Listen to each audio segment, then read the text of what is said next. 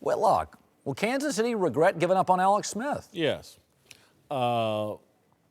Listen, I think Mahomes has some talent. I think he's a high-risk guy, though. I think he's going to turn the ball over more than Alex Smith. You like turnovers because it's an indication that guys taking some chances, and you think that's good. I think that it's going to bite him in the rear. They're going to back up regular season record-wise this year. Look, can Patrick Mahomes be a better quarterback than Alex Smith? Absolutely. The physical gifts are there. He's got a stronger arm. He's probably a bit more, even more mobile than Alex Smith, who's a hell of an athlete. But Patrick Mahomes didn't play this year at all, basically. And they're going to throw him out there on a team that wants to win now. It's going to be a lot of pressure. I think, to me, the right thing would have been able to do is to keep Alex Smith one more year. But, so, yeah, I think they're going to regret it.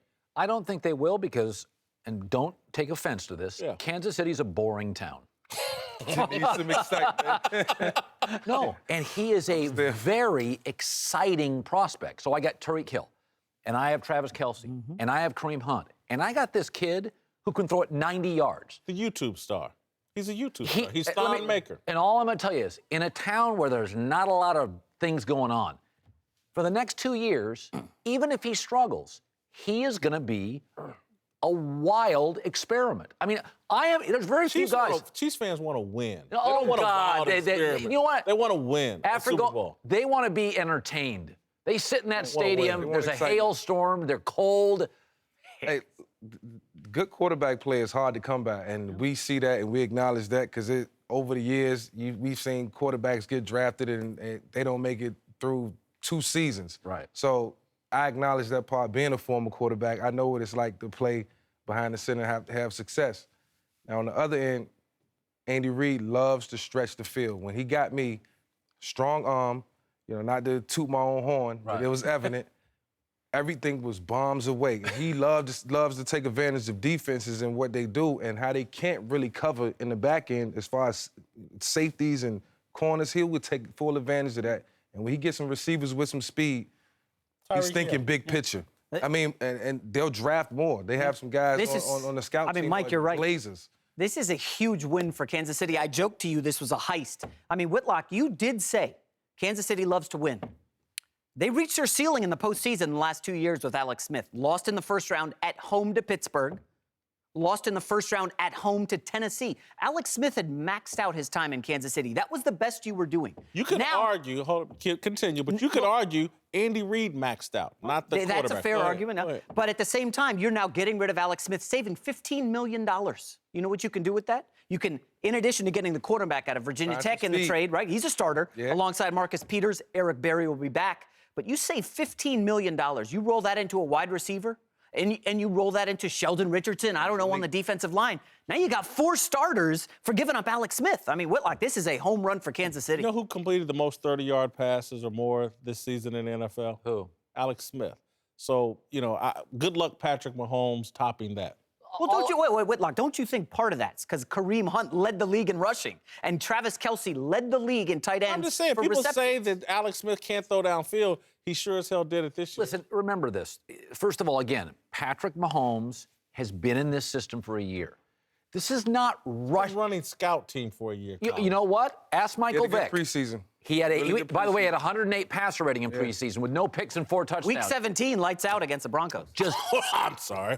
No, all I'm saying is this is not some kid. This kid isn't going from the Mountain West Conference to facing Denver.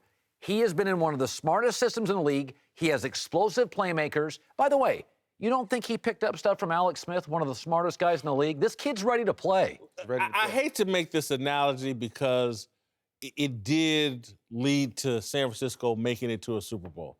But I've seen this before. I saw Alex Smith, and I cheerleaded that.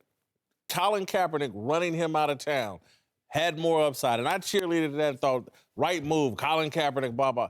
But it eventually blew up in everyone's face, and Colin Kaepernick revealed who he is, a one-read quarterback with no real touch. And again, I'm not saying, I think Patrick Mahomes is actually more of a quarterback than Colin Kaepernick, but if he doesn't tighten up the technique, and because there's a lot of comparisons between him and Brett Favre, good luck with that.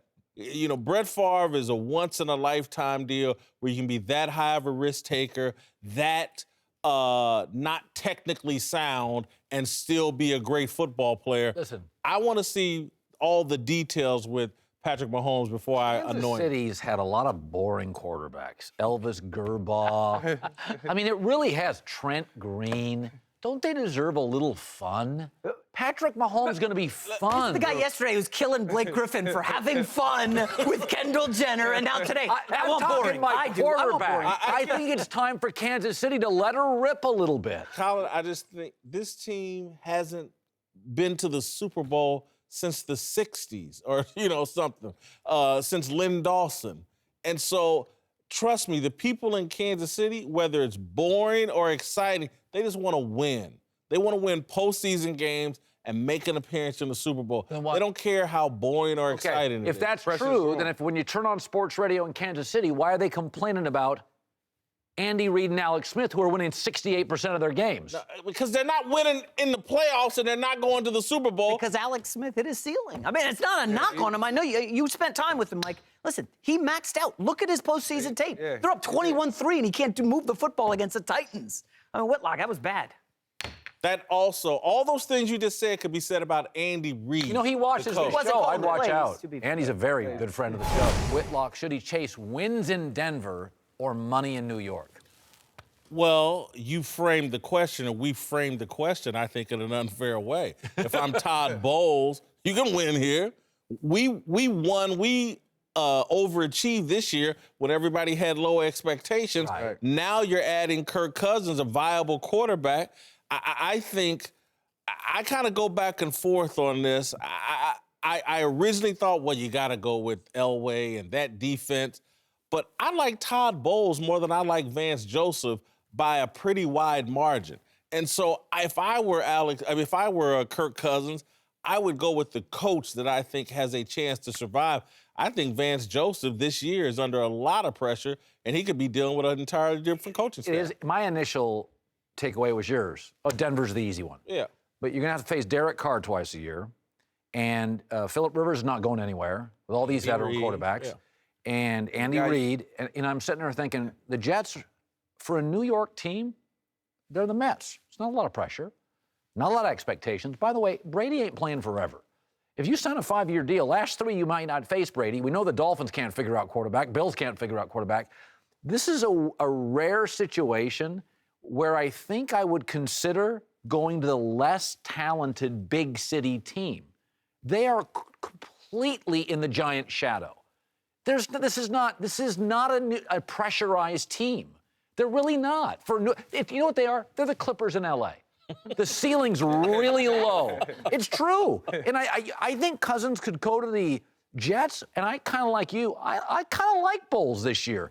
You win 8-9 games, I think they'd be appreciative of him. Yeah, the one thing Todd Bowles will provide is some defense. So Kirk Cousins will get opportunities to put the team in a position to score points, which is going to be needed with such a young team.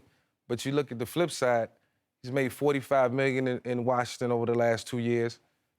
I would pick the team that has the better defense. That way, if I do go out and make mistakes, which Kirk Cousins is prone to do, yes, at times, and hopefully he can get better with that.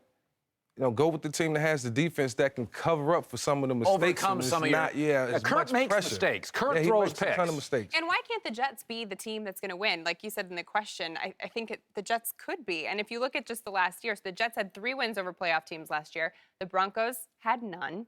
The Jets had 6 losses by 1 possession. Broncos, 8 of 11 of their losses were by 10 points or more. So I think that the Jets kind of skew more in that direction. And they have the cap space to address all the holes. Yeah. They can build the team around it. It's an interesting point. That's what it comes down Denver's got a good defense, but don't they kind of feel like Seattle? They're getting old and expensive. Like, how long is that Denver defense? They're talking about trading to leave. That's what I read yesterday. Yeah, they're talking about moving on. So I think Denver feels like that window, regardless of the quarterback, I think it's closed. And again, my point would be you go to Denver and immediately the national expectations and local Super Bowl team. And it may not be a Super Bowl team based off of where the personnel is age-wise. We think Denver's a smaller city and the Jets are in New York. Listen, Denver's isolated. It's in the Rocky Mountains. It is the beginning end of that entire region. They are the most popular franchise in about a 6-state region. The Jets are the Nuggets, really.